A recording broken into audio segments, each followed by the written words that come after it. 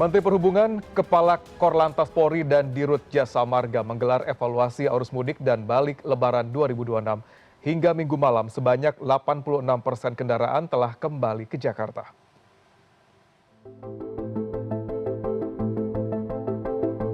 Konferensi pers evaluasi arus mudik dan balik Lebaran 2026 digelar di Jasa Marga Toll Road Command Center JMTC Jati Asih Bekasi, Jawa Barat.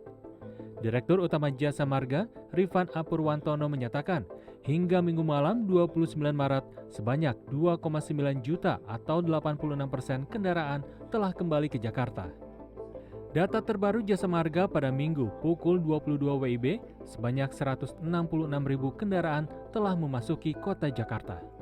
Selain itu, dengan memperhatikan visi rasio dari kilometer 414 gerbang tol Kalikangkung hingga kilometer 70 gerbang tol Cikatama, pergerakan arus balik telah melandai. Pada pukul 22, sudah 2,9 juta kendaraan memasuki Jakarta, artinya sudah 86%. Dan sampai dengan jam 10 tadi terhitung jumlah kendaraan yang masuk 166.000. Dan ini tetap akan diperhitungkan sampai dengan pukul 6 nanti.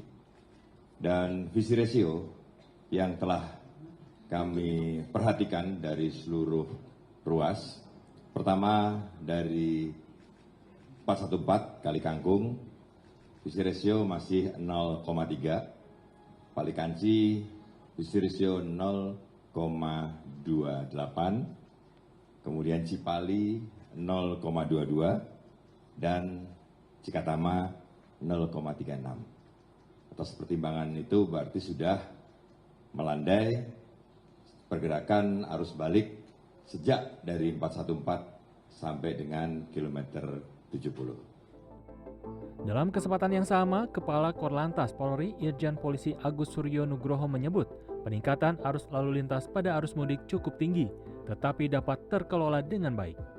Selain itu, Korlantas Polri beserta stakeholder terkait telah memberlakukan sejumlah skema rekayasa lalu lintas, seperti one way lokal presisi tahap pertama dan tahap kedua, serta skema rekayasa kontraflow. Kakor Lantas Polri juga menyatakan jumlah fatalitas korban meninggal dunia akibat kecelakaan lalu lintas menurun sebesar 30%. Begitupun jumlah kecelakaan lalu lintas juga menurun sebesar 7%. Kami laporkan pada rekan-rekan semuanya pada tanggal 27 Korlantas Polri dengan stakeholder dengan Pak Menteri Perhubungan dan Pak Dirut Jasa Marga sudah melakukan langkah-langkah strategis berkaitan dengan manajemen rekayasa lalu lintas.